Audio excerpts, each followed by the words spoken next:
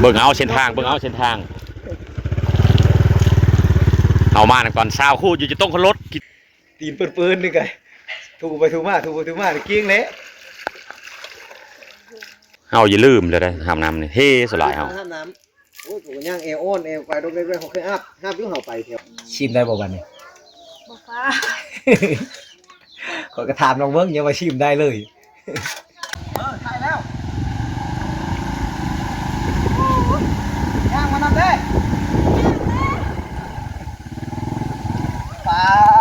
อันนี้คือทางไปบ้านสาวคู่ไผ่ทุกคนเลยนะบ้านวังโมง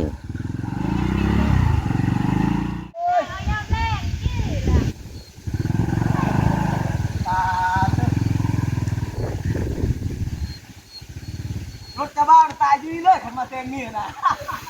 เบิ่งเส้นทางทุกคนเอ้ย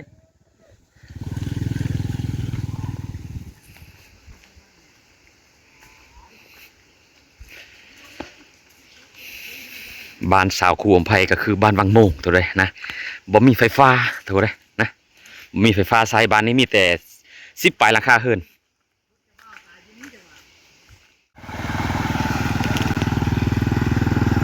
เบิ่งเอาเส้นทาง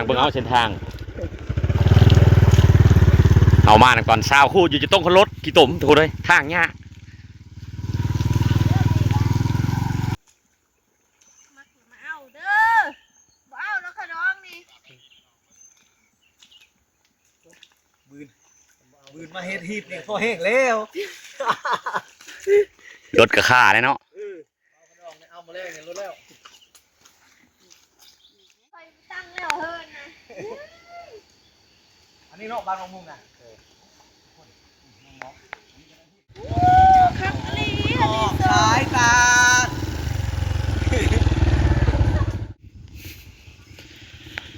มีแต่ผู้ผาออมหมดนะบ้านวังโมงกะ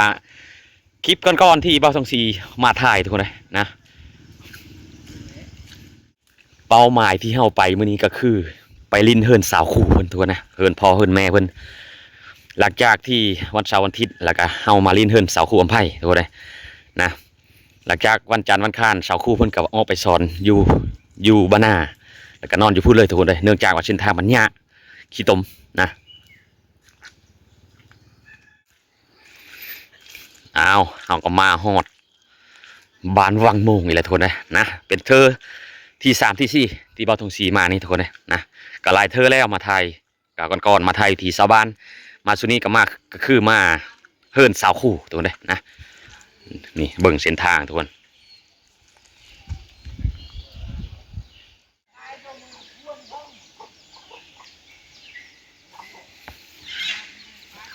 มีที่ขี้ตมป๊าต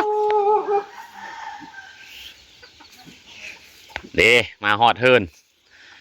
สาวคู่นี่อันนี้คือเฮิรนสาวคู่อำไผ่ด้วยโอ้เฮ็ดบ้านเลยนี่โอ้นี่คือเฮิรนโคของสาวคู่อันนั้นคือแม่มันทุกคนเลยแม่สาวคู่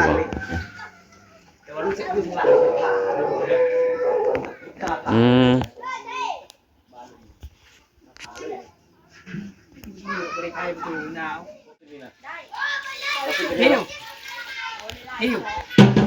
อันนี้คือน้องชายสาวคู่อำไผ่ตัวนี้รถลมบ่อ๋อแข้งหักวะโอ้โทษเลยนะรถลมแข้งหักไกลจะดีเลยเนาะโอ้ยมันจะเป็นอึดเข่ามาหอดเพื่อนคนเลย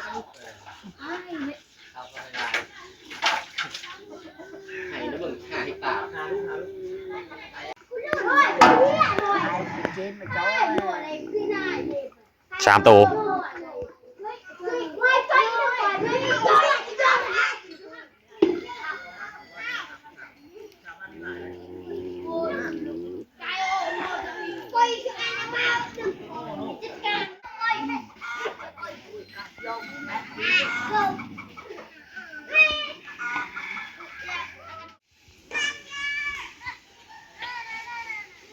ในบ้านนี่พี่ลึกมันขึ้นจะออกอยู่ทางคุณบ่ออกอยู่ทางคุณนะเออออกบ่เออ ทำมีเฮือนก็ออกเจ้าอันนั่นน่ะ นี่ลูกสาวว่าสิเฮ็ดเฮือนอยู่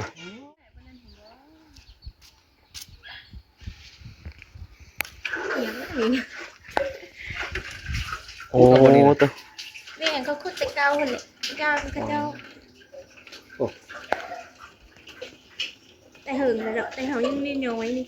ยังย่างอยู่เนาะคันเจ้าใหญ่เจ้าขุดได้นี่ มันหลายปีแล้วเนาะ แม่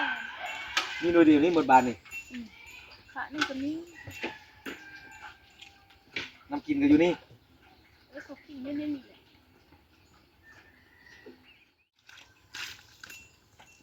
เอาห้ามเอาแล้ววะนะมีห้ามบ่ มีที่ห้ามได้คนไปกินอันนั้น โอ้ ผู้พระเจ้าอัน ข้างมามันเฮ็ดเฮาขนาดโอ้ย นี่นำช้างตัวนี้ก็คือ ชาวบ้านวังโมงเขาใส่ อ่า มากเลยแหละขอยย่างที่สุด กินถูกเลยนะเดี๋ยวน้ำกินน้ำใส่ บ้านผู้สาวนั้นสาวบ้านวังวงนี่บ้านเจ้าน่ะว่าคนมาลงผู้สาวนะ บ้านวังโมงนี่เป็นบ้านที่ว่าส่วนหลายเฮิรนมีแต่หลังใหญ่ๆถูกเลย มา นะ ลงผู้สาวอยู่บ่มื้อเล่นบ่ย่างนี้ค่อยรับประกันลงบ่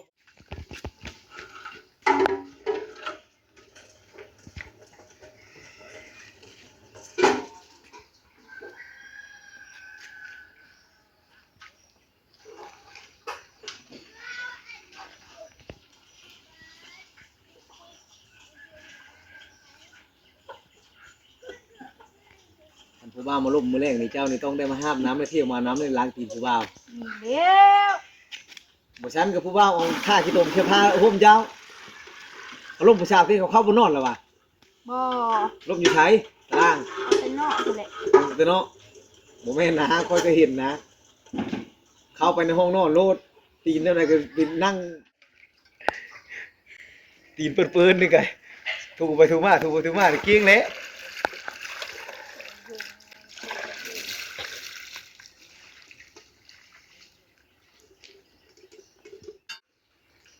ครับอีกบอก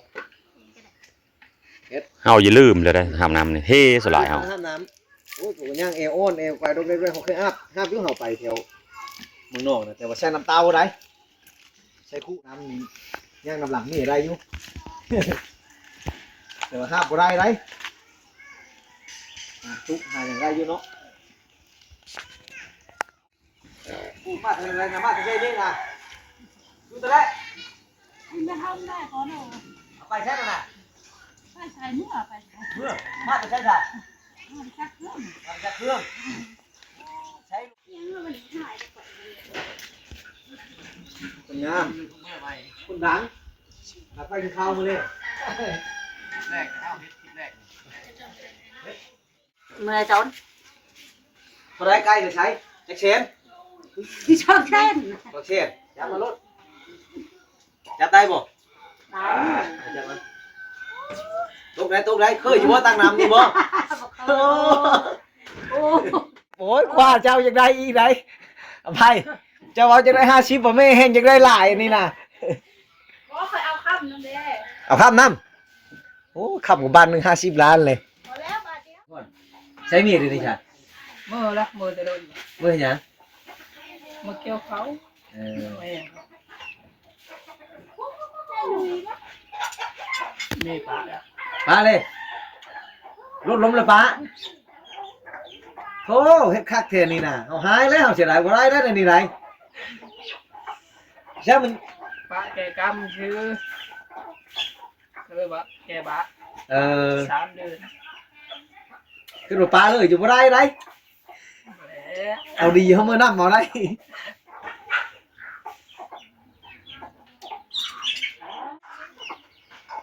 ใช้ตัวใดตัวเด้งน่ะเฮ็ดให้ยังจับได้บัดนี้กินอิ่มมันก็ปุ๊บแล้วหันเจ้าเจ๊นั่นได้จังไดนี่จับดูส่งสิจับได้บ่เอาไม่ชอบเลย ไม่เท้ามันจับเองมันจับ มีหยังกวบได้บ่ เดี๋ยวจะจับเอง มาจับดูไก่นะผู้ชาวนะ โอ้จะทำไม่ได้กินนะ ทั่วแก่เลยต้มกินได้ไม่ต้องทั่วเนี่ยจังน้อยขึ้นไปยังน่ะ เออชายังคืน ฮักได้เฮือน เขา เจ้าดี ว่า ได้ ได้ มันนั่นแหละเปิดเผย สิโลได้ ตอนใช่วะตกเลยจ้า มัน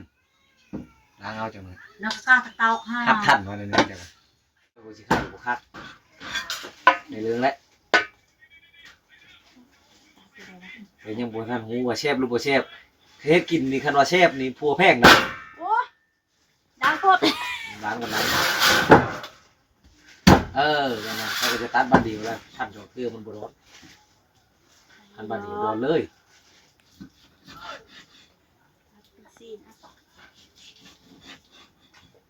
เซฟคือกันนะ แซ่บนี่พัวแพงว่าเฮ็ดกินแซ่บนี่ปกติอยู่ตลอดคิดกันแล้วนี่หลายเทื่อเฮ็ดกัน แซ่บแซ่บ จะเฮ็ดเองช้าว่ะ จะแซ่บเนาะ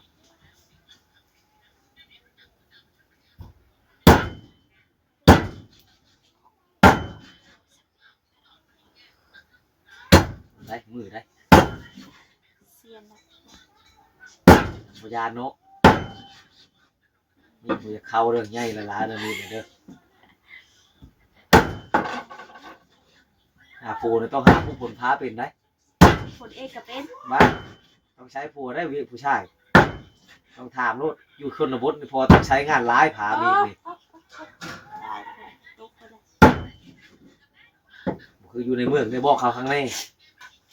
บอก อ ว่า ยู่ ได้ บ้านอยู่บ้านคอยต้องใช้พาใช้มีดได้บัดนี้ใช้ประจำจะฝนพาเป็นบ่ อันบุเป็นเราบอกเอา บ่เป็นระบ่าวเลย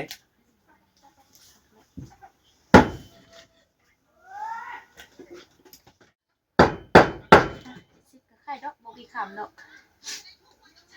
บ่เคยมีนะแถวเจ้าน่ะมีอยู่บ่คันเจ้าว่ามีคำนำตั้งเจ้าจักได้ มีฮะได้ผู้มี มีบ่อยู่ผู้มีกันเนาะ เขาเลยก็มีฮะ เจ้านี่ก็ต้องมี มี บ่มีบ่ได้เสียเปรียบหมู่ผู้มีแล้วคนเฮามันก็ต้องนั่นแหละยันเสียเปรียบนำหมู่โอ้ผู้นั้นได้คำเฮาก็จักได้คือกันว่ะ ถ้าเขาได้แพ้เขาได้ดอกเขา มีอยู่บ่ผู้เอาผู้ผัวมาอยู่นำก็อยู่แถวนี้ มี จังเอิ้นผัวอย่างเดียว คันเดเอาแล้วก็แต่งออกไปเด้ดูตรงพ่อแม่ไม่ได้ บ่ได้เนาะ ถือผีแล้วไม่ได้ ขัดสมัครอยู่เด้อจ้ะสมมุติว่าผู้บ่าวสมัครอยู่ค่อยจะสู้อยู่นี่ สู้กะ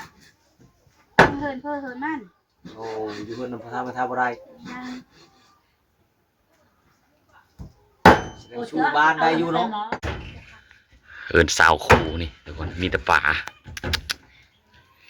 สายเสียมของเหียง ต้องขี่บ่บอกอันนี้เมื่อกี้นี่เนาะไก่เต็มผู้เต็มแม่หลายขนาด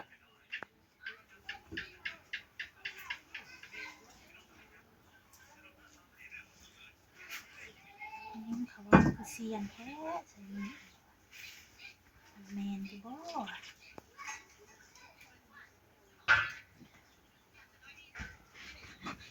มีดกับพลึกเนาะ เท่ากับตัวน้อย ท่านกระดูกเจ้ากับตัวนี้เอาตัวนั้นเลยอ่ะได้เลยนะ เละ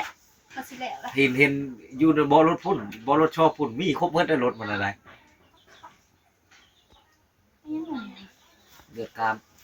โอ้ตัดคอน ต้องฉี่ได้เลย เสื้อละเลยนะยังบอก หารได้ ไม่ใช่เหลือ กินดิบแต่เมื่อกี้นี้นะ โคตรเลยบ่ ต้องฉี่ หมดแล้ว ลื่นช่างงานมาสิ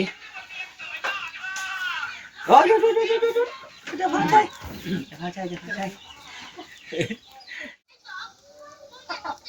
ดังเจ๊ขนาดไผ่นี่กะเสี่ยงต่อการเกิดนักขี้ไผ่ขนาดใดนี่ไรคันบ่ระวังนี่บ่มีครอบเลยแต่ไผ่นี่เนาะขุดขี้ดินขึ้นมาถมที่นี่รถ มีอะไรมันไหม้ไหม ป้องกับปุกปืนอยู่การไฟคุตรงนี้นี่อันตรายเลยด้านนี้ยานได้กับคนบ่อยู่นี่ทุกทอกลงรถฮอนบ่ เย็น ใส่หยังได้เลยใส่ครบบ่ได้บ่ ใส่ไปแล้วใส่ส้ม ชิมได้บ่บัดนี้ บ่ฟ้า ข้อยก็ถามน้องเบิ่งอย่าว่าชิมได้เลยหมอยังบ่พดนี่ลอกบ่ลงเลย อยากกระซื้อแล้วบ่ได้ห้ามหรอก ต้องสีลองก่อน ห้ามนะ ผู้ที่กินลองเบิ่งเลยคันมันแซ่บไปสิไปบอกต่อให้ผู้ว่าว่าโว้คนนั้นเฮ็ดกินแซ่บเด้อ แซ่บแซ่บเสือขอโลดใส่น้ำลายๆไปเด้ละลู เอาอย่าลืม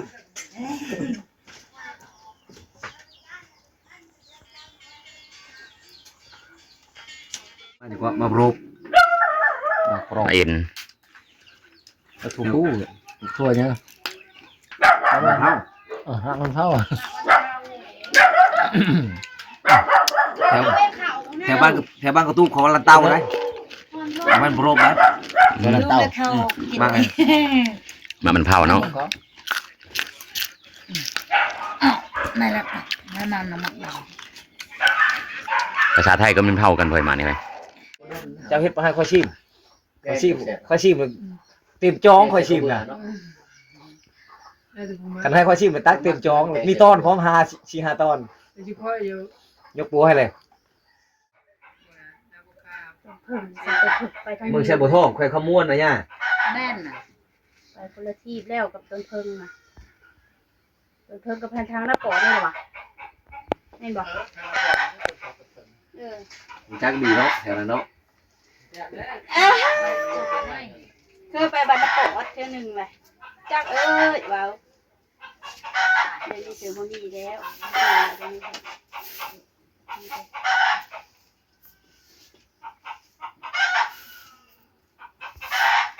มีแต่แซ่บโฮมตัว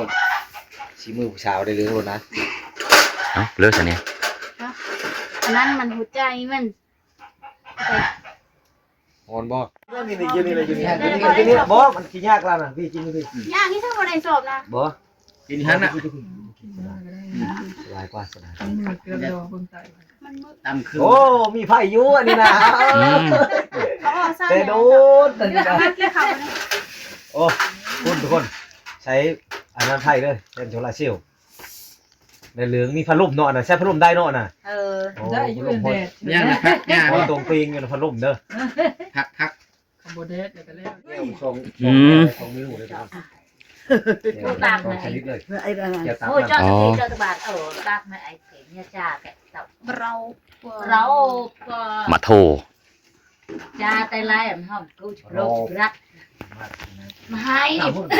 รอบทั่วทั่ว มาตะให้บ่ไม่เท่า rau à อ๋อ hay cô bao chú sai cái gì đau ấy thì hay แปะอะบ้า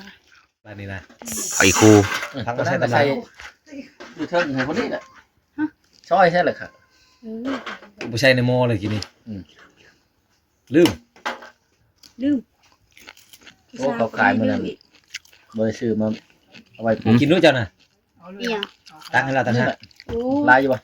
เอาเลย พี่ชาย มือหนาก่อน อ้อเลยทำไมเนี่ย นี่นั่นจะปลูก กินไม่ได้เนาะยี่แม่ได้ชา à cái lột cái โอ้ย เอาไว้มัน เห็นยังกันนี่พ่อเลยนะได้เลยเนี่ย cái lột cái lột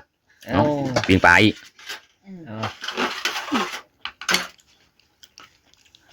มันมีคลิป ไม่เท่า ได้ได้ เอา ได้ กินน้ำกันเนี่ย กินมา cái lột เปิดติวข้าวหน่อย เข้ากันแหละ มาเด้อมาเด้อ กินกันเย็นมาจะมาเอาอีก อันนั้นก่อนข้าวแล้วก่อนจะกินต้องกินเท่านั้นแล้วไปกินเท่าผ้าเลยแล้วชาติเราไม่ได้กินเลย จะบ่ได้บอกเขาเบิ่งอย่ามันยังกินเหล้านำ เดี๋ยวบวก